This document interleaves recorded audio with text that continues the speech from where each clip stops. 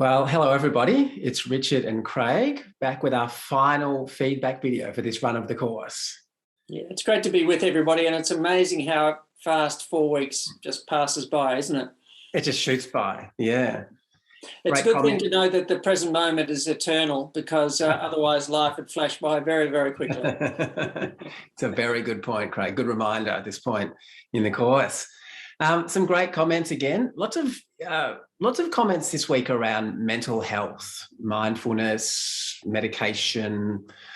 Like I think one of the big comments that sort of was being talked about in the forums was that, perhaps a disappointment that mindfulness doesn't occupy perhaps a bigger role in mental health, rather than. Yeah, I think it's sort of been a product of a kind of perhaps rather than a wellness focus in healthcare, an illness focus, and maybe an overemphasis on the material sort of side of science, and that has meant that simple wellness things like psychological strategies rather than pharmaceuticals, or lifestyle interventions, for example. And importance of things like sleep for mental health have kind of been marginalised to an extent, and I think that that's starting to be reversed now, and so that the judicious use of pharmaceuticals when appropriate, but that we actually try and get first things first, and that is the importance of the mind, healthy lifestyle, sleeping well, the importance of relationships and connection with people. So getting back to all these basics, because if those foundations aren't solid, then the house is not in a good shape, and putting a little bit of filler in the cracks in the walls is not going to fix the problem unless we actually get down and the foundations of good health are addressed. Yeah, and look, I'd say as well that here in Melbourne, Australia, Smiling Mind, which is a not-for-profit with offering mindfulness to everybody, they've received lots of government funding recently to get mindfulness into schools. So there definitely is a recognition of its value. But I think your point's really good, that sometimes we overlook those basic things like, healthy body, healthy mind, and perhaps focus a little bit too much on sort of, the pharmaceutical options. Yeah, and so what we want is the best of all things available. Yep. And that mix could be different for people, and we don't want to talk people who've got really significant mental health problems out of having medications and so on that might be very helpful, but to emphasise that what are the things that we can also do for ourselves, and that's perhaps where a bit of the emphasis goes. Been some discussion too about mindfulness in the British Parliament and so on. Yeah. So there was an interesting mindfulness initiative that was started up. People within, particularly Chris Rowan, an MP, was instrumental in bringing it in, working with Oxford Mindfulness Centre to bring in the mindfulness initiative and then the Mindful Nation report. So it's been a lot of good work, but I don't think that most of the parliamentarians in the House of Commons and the Lords have had mindfulness training yet. Probably needed at the moment. I think there's a few. I think so. So yeah, it's a good point that only some parliamentarians have done mindfulness training. But there's interesting research. One of our colleagues, Otto Simonson's, done some research in the effects of mindfulness on political thinking, and found that people that practice mindfulness have less what's called affective bias. They're less likely to occupy the poles of sort of either sort of wing of their sort of of the political spectrum. So it brings people back in towards the centre. So there is actually quite a lot of hope, I think. And interviewing Chris Rowan recently for a new elective that we're creating, man, he was just a really embodied, wise person. I mean, it was a joy to speak to him, and really kind of heartening to know there are politicians out there that have open hearts and clear minds, right? Yeah, and you can tell which politicians have had the mindfulness training, because they're the ones who are sitting in the lotus position up in the stalls of the parliament, and the ones who start and finish the sessions maybe with the little Tibetan bells. So they're the ones who had the mindfulness training. Dead giveaway, isn't it? Yeah. Yeah. I think one of the things in terms of the way that views can polarize people is that the sense of more mindful people able to listen to different people's perspectives and able to respect and hear other people's perspectives. And I think that's one of the really good things, that the potential to help people in the community to connect rather than to fracture and polarize and And it's natural to react to views that don't accord with yours. I mean, that's just a basic kind of bias that we have in our brains. It's natural to have those reactions. But I think if we're mindful, we can notice them and step back from them rather than getting lost in them and trying to convince other people that they're wrong so that we can be right. Yeah. And that listening, the hearing and the respecting the other, I think is really important to help. And the sort of like the lubricant, as it were, in helping those debates to sort of flow more better. Dealing with emotions has been an important topic. It has. I mean, even beyond mental health, some of our learners pointing out that when they're hungry, what's the acronym? HOLD. Hungry, angry, lonely, or tired. It's much harder to be mindful. And you know what? It's just true. I notice that when I don't get enough sleep, my mind's just a little bit... just a tiny, little bit of irritation there, just as a sort of a flavor for my whole day. And I guess my mindfulness practice helps me to see that. Also leads me to value sleep more in recent times, right? But it's interesting to watch that play out. I'm a bit more critical. I notice things that I don't like a little bit more.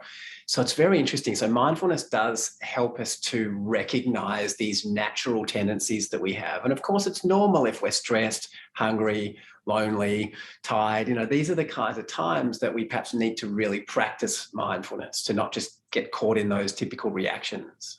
Yeah, and the awareness of it can help us to sort of recalibrate, to sort of, the awareness is very, very helpful. And we don't want to be critical of what we're aware of. I mean, there's tiredness, there's irritability and so on. So we can just notice it, and that might help us to sort of not necessarily be as influenced by those states, but in this sort of sense that I'm this or I'm that or I'm something else. And the question is, well, who is the I am? Who's observing these states? And if we can get more of a sense of the one who's observing these different states of mind and body, then that just gives us a little bit of this distance, a little bit of detachment, and perhaps to be less impacted by them, even though they're there and we are human. We can be less impacted by them. Yes, that's a great point.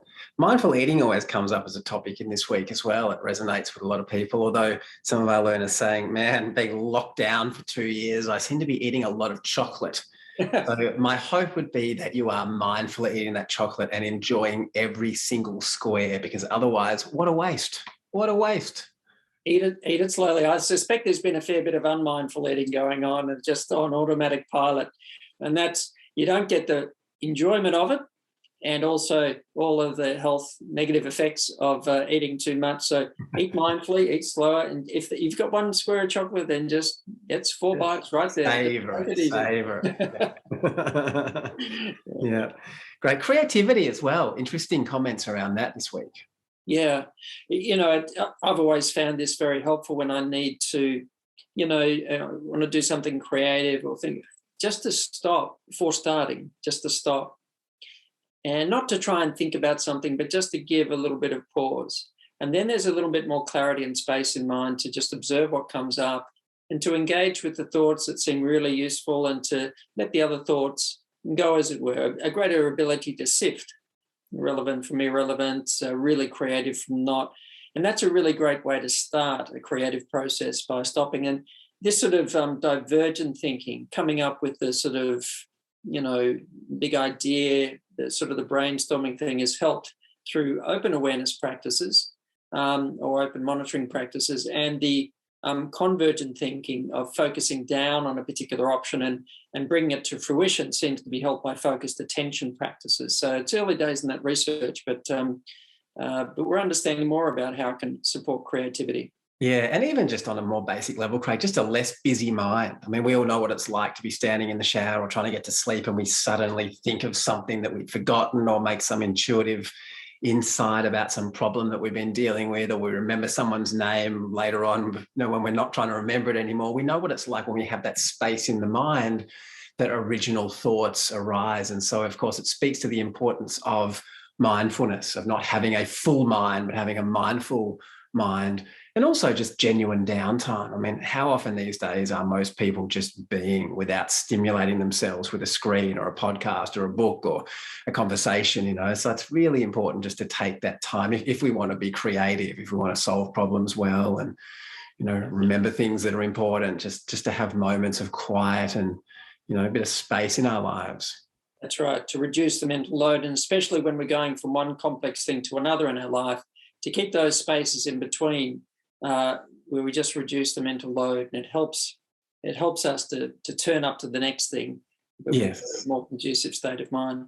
Yeah, learners really enjoying the meditations this week. Obviously, there's a range of different ones now of different links, and our hope would be that you've by now found meditations that you really like, different types, different links. So whichever ones work for you, stick with them, because this course is finishing sort of now-ish, but end of this week anyway. But this journey with mindfulness, if you've just begun it, is definitely not over. It's just begun. So try to keep that meditation practice going. It's so important to do that. And so whatever you've found, whether it's a 5-minute practice or a 20-minute practice that you're loving, body scan, full stop, whatever it is, keep that going over time, because it's that little bit every day. We are what we repeatedly do, as Aristotle said. So if we repeatedly practice mindfulness, we just become more mindful in our everyday life. Yeah, and imagine like, I've done this course, tick that box, mindfulness, done that. It's a little bit like saying, I exercised, good. Tick that I went for a run. Now back to the couch with the chips and the chocolate, all good. I've done exercise for the whole of one's life. It's something that really needs renewal and reinforcement over time. Yeah, that's really true. Look, it's not over though, the course. I mean, it's obviously there's Sherelle's going to be mentoring for this week until when? Sunday, I think.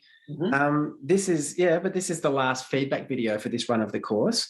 We would love to hear how you found it. So please leave some feedback. Step 4.15. We'd love to hear how you found it. And if you loved it, please review it. There are some links to review sites, so you can let other people know about how important this is to practice mindfulness. And so perhaps other people will find their way to the course.